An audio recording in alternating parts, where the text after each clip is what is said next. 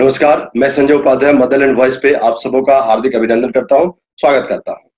आज भारतीय मजदूर संघ ने मजदूरों के हितों की मांग को लेकर देश भर में विरोध प्रदर्शन का कार्यक्रम रखा है। इसी कार्यक्रम में दिल्ली में भी 300 से ज्यादा स्थानों पर विरोध प्रदर्शन आयोजित किए गए और राष्ट्रपति के नाम ज्ञापन भी प्रेषित किया गया। कार्यक्रम सभी जिलों, उद्योगों एवं विभागों की सभी इकाइयों पर किए गए। इनमें से प्रमुख रूप से सभी जिले अधिकारी कार्यालय, एसडीएम कार्यालय, डीटीसी के सभी डिपो, एमटीएनएल के कार्यालय, डाक विभाग के सभी मंडल, सार्वजनिक क्षेत्र के उद्यमों के कार्यालय, दिल्ली नगर निगम के मुख्यालय एवं कार्यालय, दिल्ली जल बोर्ड के कार्यालय, निर्माणाधीन सरकारी भवन, दिल्ली के विभिन्न बाजार आदि स्थानों पर भी किए गए हैं। कार्यक्रम के दौरान सोशल डिस्टेंसिंग और कोविड-19 अन्य निर्देशों का भी पालन किया गया। आज का यह कार्यक्रम प्रातः 9 बजे से लेकर 2 बजे अपराह्न तक आयोजित किए गए हैं। उपरोक्त कार्यक्रम जो है उनका नेतृत्व भारतीय मजदूर संघ के दिल्ली प्रदेश के पदाधिकारी समिति सदस्य व अन्य वरिष्ठ अधिकारियों ने किया है। भारतीय मजदूर संघ के अखिल भारतीय संगठन मंत्री श्री बी सुरेंद्रन जी 12:30 बजे पालिका भवन गए और फिर 1:30 बजे जिलाधिकारी कार्यालय पर भी गए जामनगर में। क्षेत्रीय संगठन मंत्री श्री पवन कुमार जी ने रेल डाक सेवा कार्यालय नई दिल्ली रेलवे स्टेशन पर 12 बजे कार्यक्रम में उपस्थित रहे। इसी विषय को लेकर वर्किंग जर्नलिस्ट ऑफ इंडिया भारतीय मजदूर संघ से जो संबंधित है उन्होंने भी अपना विरोध जताया सरकारी नीतियों के खिलाफ। और इन्हीं विरोध जताने के क्रम में आज हमारे साथ श्रीमान नरेंद्र भंडारी जी हैं जो वर्किंग जर्नलिस्ट ऑफ इंडिया के महासचिव हैं और वो क्यों विरोध किया है उन्होंने और उनका क्या उद्देश्य है और पत्रकारों की स्थिति को लेकर जैसा चिंता वर्किंग जर्नलिस्ट ऑफ इंडिया ने पिछले 2 महीनों में खासकर बहुत ज्यादा किया है, तो वो क्या चिंताएं रही हैं और गवर्नमेंट की किन नीतियों के विरोध में ये प्रदर्शन किया गया है, इन्हीं सब विषय पे बात करने के लिए मैं श्रीमान नरेंद्र भंडारी जी का अभिनंदन करता हूं। आपका बहुत बहुत स्वागत है। नमस्कार। नमस्कार संजय जी। जी तो संजय जी, आज जो विरोध प्रदर्शन हुआ देश भर में जी भारतीय मजदूर संघ ने किए हैं और उसमें चूंकि हम लोग उनके साथ एफिलेटेड है, हमारी ट्रेड यूनियन जी हम लोगों ने भी विरोध जताया। संजय जी, आज मैं एक दो बातें आज बड़ी खुलकर कहना चाहूंगा। लॉकडाउन 4 चल रहा है इस समय। लॉकडाउन 4 में आज मैं बिल्कुल साफ तौर पर ये कहना चाहूंगा कि देश में मीडिया जगत, मीडिया इंडस्ट्री तबाही के दौर से गुजर रही है। बिल्कुल। इतनी बड़ी तबाही आजादी के बाद पहली बार देखने में मिल रही है। बिल्कुल बिल्कुल। हजारों अखबारें बंद हो गई हैं, हजारों अखबारें बंद हो गई। जो अखबारें 15 लाख छपती थी वो 1-1 लाख छप रही हैं। जो 1.5 लाख छपती थी वो 5-5 हजार छप रहे हैं। अखबारें छपती हैं तो उनको कोई खरीदता नहीं है। सेंटरों पे जाती है, सेंटरों से कोई उठाता नहीं। बहुत बुरा हाल है। जब अखबारें और विज्ञापन मिल नहीं रहे हैं, सरकारी विज्ञापन तो पहले ही नहीं मिलते थे, बिल्कुल, प्राइवेट विज्ञापन भी मिलने बंद हो गए हैं इस समय। बिल्कुल। ये स्थिति ऐसी है संजय जी की इस स्थिति का असर जो है पूरी तरीके से मीडिया कर्मियों में पड़ रहा है। जब विज्ञापन नहीं आएंगे, अखबारें नहीं प्रिंट होंगी, छपेंगी नहीं, बिकेंगी नहीं, तो मालिकांश जो है वो कहाँ से वो सैलरियां देंगे। बिल्कुल। हम दावा करते हैं और दावा करना भी चाहिए। अच्छा, मैं आपसे ये जानना चाह रहा हूँ नरेंद्र जी, मैं आपसे ये जानना चाह रहा हूँ कि सरकार ने जो ये 20 लाख करोड़ रुपए की जो घोषणा की है, जो जीडीपी का लगभग 10% है, तो इससे मीडिया कर्मियों को तो कोई फायदा नहीं है। वो तो जैसा हम लोगों ने अपने संगठन के माध्यम से देखा भी है, लोगों से बात भी किया है। और एक जर्नलिस्ट होने के नाते मैं आपसे पूछता हूँ कि आपको क्या ये 20 लाख करोड़ रुपया का जो 10% जीडीपी का आवंटन जो सरकार जो कर रही है, उसका असर आपको कहीं कुछ दिख रहा है क्या? संजय जी, आज मैं 1-2 बातें जो मैं कहूंगा, मैं जब लॉकडाउन पहला फर्स्ट लॉकडाउन था जी, तो हमारी यूनियन ने देश के प्रधानमंत्री जी को, कई मंत्रियों को, कई मुख्यमंत्रियों को पत्र लिखे थे पत्रकारों की मांगों को लेकर, मीडिया कर्मियों की मांगों को लेकर। बिल्कुल। उसमें राहत पैकेज भी था। हमने ये भी कहा था कि कोरोना वॉरियर्स डिक्लेयर किया जाए, हम लोगों को राहत पैकेज दिया जाए, बीमा में जीवन बीमा दिया जाए। पर आज बहुत कष्ट हो रहा है कहते हुए कि केंद्र सरकार, जो कि मीडिया से बहुत कुछ अपेक्षित करती है, आए दिन तारीफ करते हैं सारे मंत्री, पीएम तक जो है ये कि मीडिया बहुत अच्छा काम कर रहा है, लेकिन कोई ये कहेगा कि किया क्या है मीडिया के लिए। हम लोगों को बड़ी उम्मीद थी कि 20 लाख करोड़ का कोई पैकेज में जो हम लोगों के लिए कोई घोषणा की जाए। 20 लाख करोड़ का जो है, जब पीएम साहब ने कहा कि भी पैकेज आ रहा है, और इसमें उन्होंने साफ कहा था कि समाज के हर वर्ग का ध्यान रखा जाएगा। तुम समाज के किसी वर्ग में नहीं आते। बिल्कुल। 20 लाख करोड़ में 1 रुपया भी नहीं है मीडिया के लिए, 1 रुपया भी मीडिया जगत के लिए नहीं रखा गया। ये बड़ी हैरानी की और बड़ी कष्ट वाली बात है ये। और संजय जी, दूसरी स्थिति आ रही है कि कोरोना वायरस चल रहा है, क्या शिकार तो कोई भी हो सकता है। हम लोग तो फ्रंट वॉरियर्स हैं, घूम रहे हैं, जाके लड़ रहे हैं। आगरा में हमारे पत्रकार साथी पंकज कुलशेर शहीद हो गए कोरोना वॉरियर्स में। बिल्कुल। वहीं पर ही आगरा में 13 और कोरोना वॉरियर्स हमारे पत्रकार साथी थे, उनका इलाज चल रहा है। महाराष्ट्र में आपको पता ही है 53 लोग जो इसका शिकार हुए। बिल्कुल। ई न्यूज की एक बहुत बड़ी टीम जो है 28-29 उनकी टीम जो है कोरोना इसका पॉजिटिव हो गई कोरोना वायरस। उसमें मैं आपको और जानकारी दे दूं, लगभग 300 लोगों को क्वारंटाइन किया गया जी न्यूज के जो लोग हैं जी। हाँ जी, वो सब पता मुझे। अब ये सारा जो है ना, ओवरऑल इसका असर क्या मीडिया इंडस्ट्री पे नहीं आएगा क्या? ये तो सब कुछ हो रहा है संजय जी, क्या मीडिया इंडस्ट्री पे असर नहीं आएगा ये वाला? बिल्कुल बिल्कुल। अखबारें जो निकलनी बंद हो गई, चैनलों पे असर आएगा। जो नॉन एक्रेडिटेड जर्नलिस्ट हैं, यूट्यूब वाले हैं, छोटे छोटे राज्यों में, जिलों में बेचारे जो हैं ब्लॉक स्तर पर जो रिपोर्टिंग कर रहे हैं, सारा असर तो उनको झेलने को मिलेगा। उनके पास तो आर्थिक संकट से घिर जाएंगे वो लोग। नॉन एक्रेडिटेड जर्नलिस्ट है, उनको आर्थिक संकट तो रहता ही है वैसे भी, कहीं से उनको कोई पैसा मिलना ही नहीं है। बिल्कुल। ठीक है, तो उसका सारा असर जो है, जो छोटे छोटे ब्लॉक स्तर, जिला स्तर के जो पत्रकार हैं, उनको मैक्सिमम इस समय झेलना पड़ रहा है। बीमारी का शिकार भी हो रहे हैं वो लोग, और इसके अलावा जो है आर्थिक संकटों से भी घिरे हुए हैं। बहुत दुर्गति है इस समय संजय जी। मैं बार बार लगातार हम लोग रिक्वेस्ट कर रहे हैं पीएम साहब से कि भाई मीडिया के लिए सोचो, मीडिया कर्मियों के बारे में भी कुछ सोचो। और एक बार वो मैं खुल के कहूंगा कि ज्यादातर जो चैनल हैं, रोज चर्चाएं चलती हैं सुबह से शाम तक, खूब चर्चाएं चलती हैं अलग अलग सब्जेक्ट के ऊपर। हालांकि जो उन चर्चाओं में गिने चुने लोग ही शामिल होते हैं, कभी वो इस चैनल में आए थे, कभी वो इस चैनल में आ जाते हैं।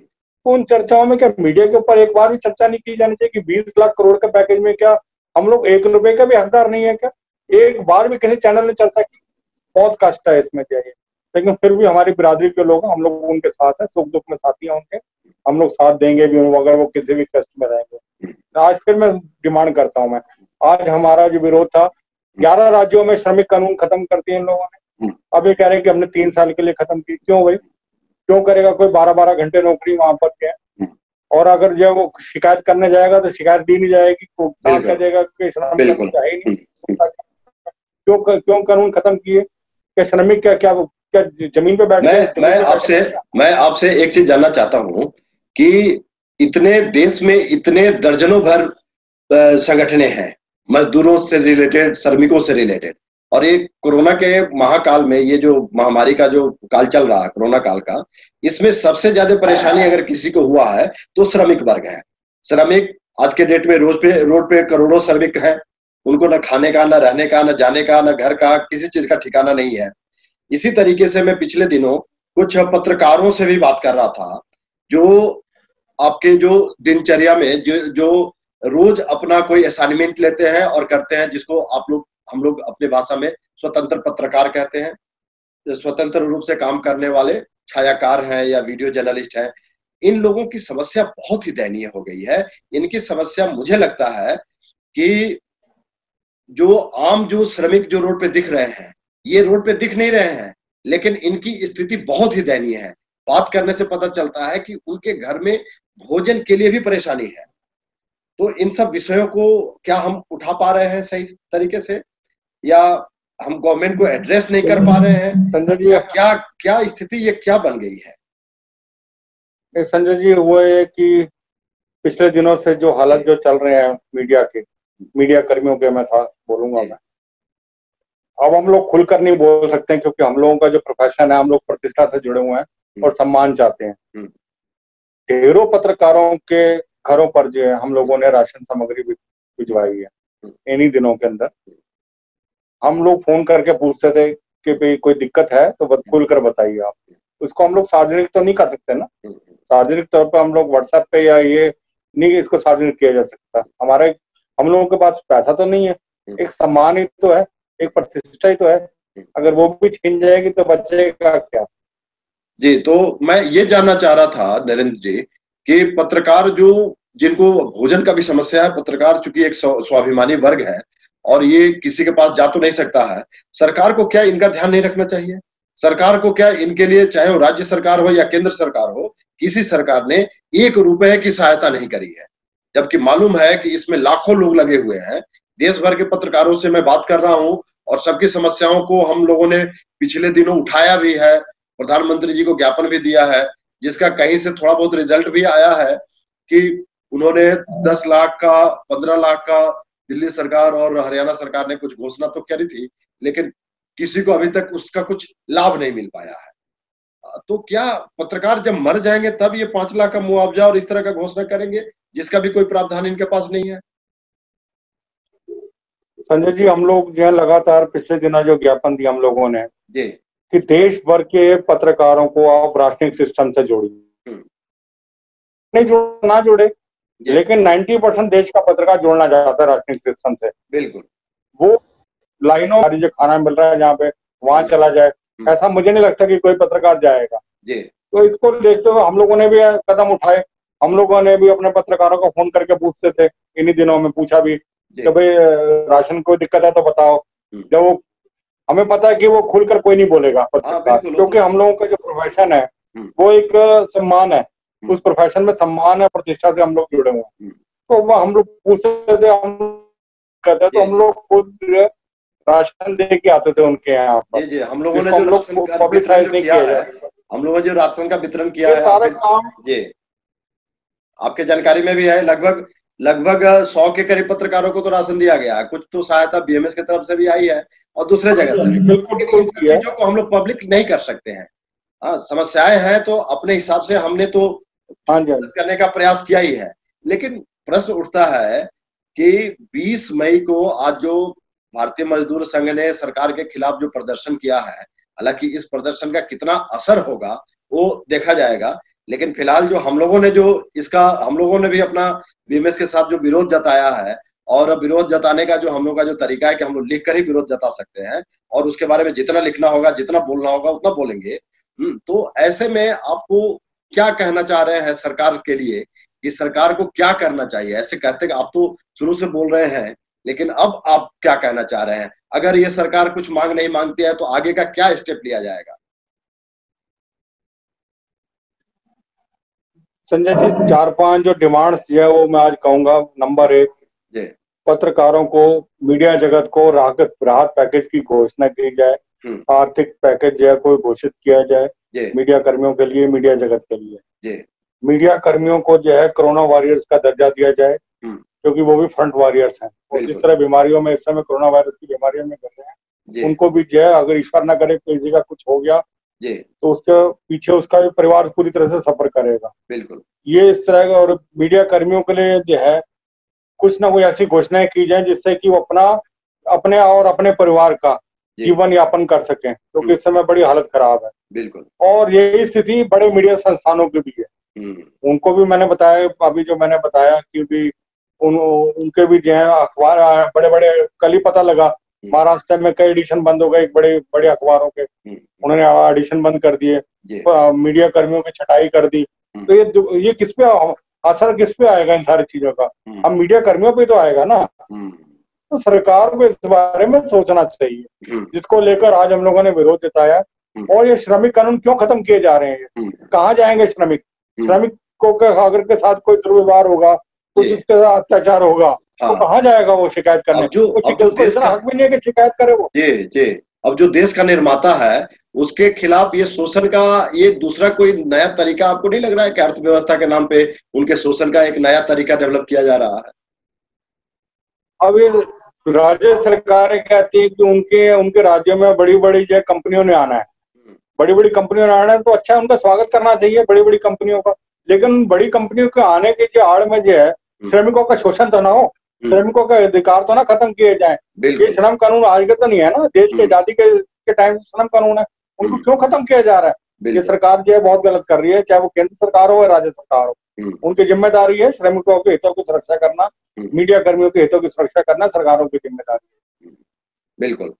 तो अब यहाँ पे बीएमएस का तो पूरा देशव्यापी ये अभियान आज का चल रहा है, सब जगह विरोध जताया गया है।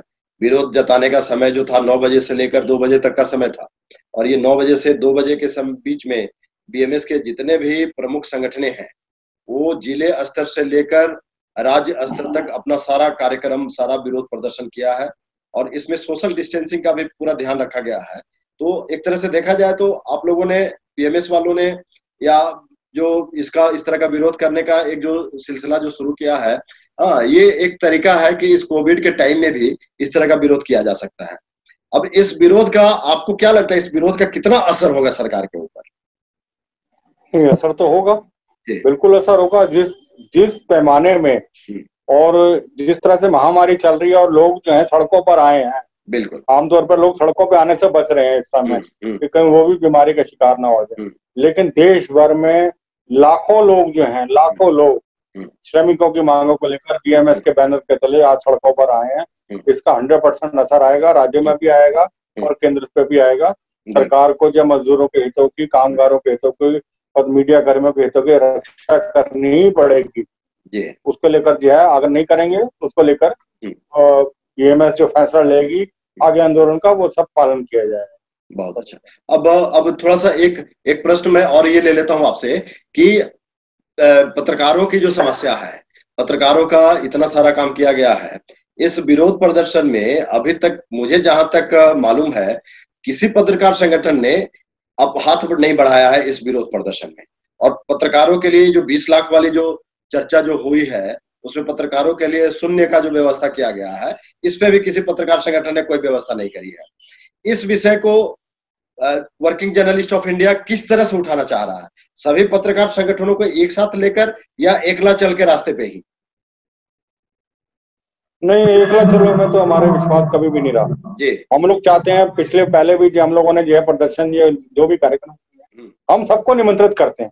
बिल्कुल, चाहे वो किसी भी संगठन से जुड़ा हो, किसी भी से भी हो, हम सबको निमंत्रित करें कि आओ, आ जाओ, एक हो जाओ। ठीक है, आपकी यूनियन है, आप लोग अपनी यूनियन चलाओ, जैसा चलाना आप करो, अपना संगठन आप भी मजबूत करो, हम लोग भी कर रहे हैं। लेकिन जहाँ पत्रकारों के हितों की कोई बात आएगी, क्योंकि डिमांड हम सब लोगों की एक जैसी है, वही डिमांड हमारी है, वही डिमांड दूसरे संगठनों की है, तो सारे लोग एकजुट आ जाओ। आप बुला लो, हम आ जाते हैं। अगर आप कुछ करते तो हम आ जाते हैं, हम नहीं आएंगे तो आप कह देना कि हम लोग नहीं आए हैं, हम लोग भी आते हैं खुलकर, पर आप आओ तो सही। लेकिन एक फेसबुक पे, ट्विटर पे या व्हाट्सएप पे अगर संगठन चलाना है तो उसके लिए वो तो हम लोग उससे, उन चीज से दूर रहते हैं और दूर रहेंगे। हम लोग तो सड़क वाले लोग हैं और सड़कों पर ही आते हैं, पहले भी हम सड़कों पर आते रहे हैं, सड़कों पर हमारे आंदोलन हम लोगों ने किया है। पहले भी अपना संगठन जो है, इसने पहले भी हम लोगों ने प्रधानमंत्री के खिलाफ, वर्किंग जर्नलिस्ट ऑफ इंडिया, हम लोग, अगर मैं कहूँ तो चूंकि मैं भी वर्किंग जर्नलिस्ट ऑफ इंडिया से संबंधित हूँ, तो इसलिए प्रधानमंत्री के को भी हमने ज्ञापन दिया था। और वर्किंग जर्नलिस्ट ऑफ इंडिया एकमात्र ऐसी संस्था है या ऐसा संगठन है जिसने सड़कों पे, जो पहले ऑफिसेस में और एयर कंडीशन कमरों में बैठ के जो बैठकें होती थी, उसको सड़कों पे लाने का काम वर्किंग जर्नलिस्ट ऑफ इंडिया ने किया है, और जिसका असर भी देखा। जब वर्किंग जर्नलिस्ट एक्ट में बदलाव की जो प्रक्रिया जो शुरू करी गई है, उसमें भी इसमें बीएमएस के माध्यम से ही उसमें भी क्या क्या सुधार होना चाहिए, ऐसा ज्ञापन देने में मजदूर संगठनों ने बीएमएस के साथ मिलकर, पत्रकार संगठनों के साथ, वर्किंग जर्नलिस्ट ऑफ इंडिया के अंदर में सब लोगों ने ज्ञापन भी दिया था। तो अब एक अंतिम प्रश्न मैं आपसे पूछूंगा कि अब हम लोग अपने इस वर्किंग जर्नलिस्ट ऑफ इंडिया का, चूंकि ये देशव्यापी संगठन हो चुका है और देश के लगभग 8 प्रदेश में इसका संगठन या तो गठन हो गया है या गठन होने के कगार पे है। और बाकी और इकलौता ऐसा संगठन मुझे दिख रहा है जो दक्षिण के राज्यों में भी और पूर्वोत्तर के राज्यों में भी अपनी पैठ बनाता जा रहा है। इसका मतलब है कि पिछले कुछ समय में 3 वर्षों में ही 3 वर्षों में इस संगठन ने जितना ज्यादा ख्याति पाया, इसका मतलब है कि ये संगठन पत्रकारों के लिए कुछ न कुछ काम करना शुरू किया है। प्रदेश के हिसाब से अलग अलग समस्याएं हैं लोगों की, इसको वर्किंग जर्नलिस्ट ऑफ इंडिया कैसे देखता है, कैसे एड्रेस करता है?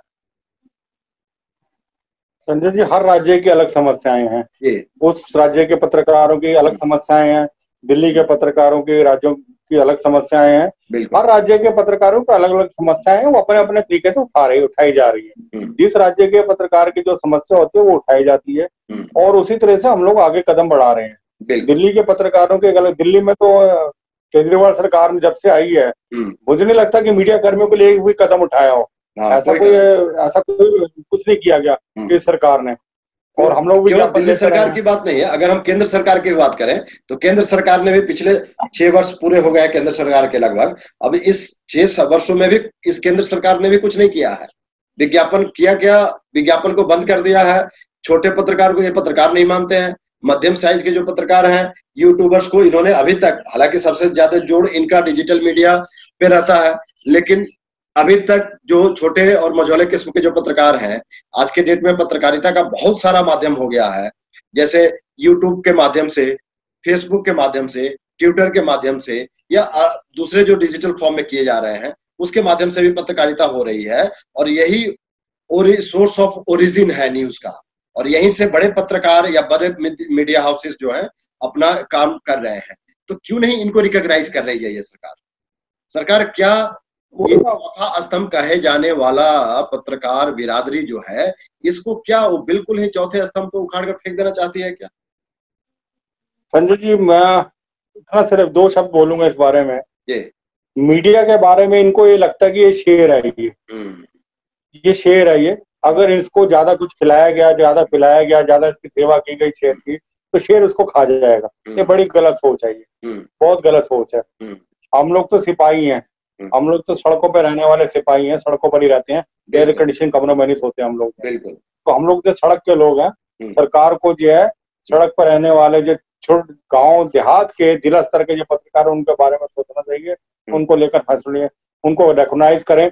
उनको जो हम लोग बार बार कह रहे हैं कि एक मीडिया कार्ड बनाया जाए जिसमें उनको जो है जोड़ा जाए कि कौन पत्रकार है, कौन पत्रकार नहीं है। अगर किसी पत्रकार जो है देहांत हो जाता है, कोई शहीद हो जाता है, तो सरकार कहती है तो पत्रकार ही नहीं है। उनके नजरों में सिर्फ वो पत्रकार है जो मान्यता प्राप्त पत्रकार है, एक्रेडिटेड है। ये चीज गलत है। तो पत्रकारों के 90% पत्रकार है जो गैर मान्यता प्राप्त है। सरकार को सारी बिरादरी के बारे में सोचना चाहिए, एक बड़े दृष्टिकोण से सोचना पड़ेगा इस बारे में। अब अंतिम में मैं आपसे ये पूछना चाहूंगा नरेंद्र जी कि अब वर्किंग जर्नलिस्ट ऑफ इंडिया का अगला क्या कदम होगा? अगला कदम हम लोग जो है एक सरकार से जो है जो 2-3 जो डिमांड्स हैं, अब ये कोरोना वाली तो डिमांड्स चल ही रही हैं, जो हम लोगों ने कहा कि आर्थिक पैकेज दिया जाए, कोरोना वॉरियर्स डिक्लेयर किया जाए, इंश्योरेंस स्कीम में लाया जाए उनको जो है। इसके अलावा जो है जैसे ये खत्म होता है थोड़ा सा जो महामारी का जो है तो चल रही है इस समय, लास्ट में मैं सिर्फ इतना ही कहना चाहूंगा संजय जी कि हम लोगों की जो है ये महामारी का जो है जो संकट चल रहा है, जब ये थोड़ा सा इसका जो खत्म होगा, इसका अंत करीब होगा, तो हम लोग देश भर में आंदोलन छेड़ेंगे कि मीडिया कार्ड बनाए जाए, सारे पत्रकारों का मीडिया कार्ड बनाए जाए, उनको जो है मेडिकल की फैसिलिटीज दी जाए, उनको ट्रांसपोर्ट की फैसिलिटी दी जाए। ये 2 फैसिलिटीज जो है हर पत्रकार के लिए जरूरी है और हर पत्रकार जो है मीडिया कार्ड बनना चाहिए। एक्रेडिटेशन एक अलग प्रोसेस है, एक्रेडिटेशन आप जिसका करना है करते रहिए, जो सरकारें कवर करता है, लेकिन मीडिया कार्ड जरूरी है। मीडिया कार्ड हर एक के लिए बनना चाहिए। हर एक के लिए मतलब कि हर एक, जब हम हर एक कहते हैं तो हर एक में डिजिटल मीडिया के भी बंधु आते हैं। हाँ, डिजिटल मीडिया है, ई पेपर है, यूट्यूब वाले हैं, सारे लोग आए इसमें, तो जो है प्रिंट मीडिया, इलेक्ट्रॉनिक, सारे लोग आए। बिरादरी तो वही है हमारी जी। तो ये नरेंद्र भंडारी जो महासचिव है वर्किंग जर्नलिस्ट ऑफ इंडिया का, इनका खुले तौर पे ये कहना है कि अगर सरकार ने इनके बातों को, पत्रकारों के हितों को ध्यान में नहीं रखा तो अभी तो ये कुछ नहीं है, अभी तो एक तरह से सांकेतिक ही था, लेकिन आने वाले समय में ये जो विद्रोह है, ये जो आंदोलन है, देशव्यापी आंदोलन किया जाएगा, हर एक प्रांत में किया जाएगा। अब इसी के साथ मैं आपका बहुत बहुत धन्यवाद करना चाहूंगा भंडारी जी कि आप आए और पत्रकारों से संबंधित जो समस्याएं हैं उसको अपने विरोध जताकर, आज के विरोध जताकर आपने उसको भी सॉल्व करने का कोशिश किया। तो जिस तरह से वर्किंग जर्नलिस्ट ऑफ इंडिया शुरू से ही पत्रकारों के लिए काम करते रही है, पत्रकारों के लिए हमेशा तत्पर रहती है काम करने के लिए, तो उसी का एक दौर था कि आज इन्होंने अपना लेखनी के माध्यम से विरोध प्रदर्शन जताया है और आगे भी पत्रकारों के हितों को लेकर हम मदरलैंड वॉइस पे आते रहेंगे। आप लोगों का बहुत बहुत धन्यवाद।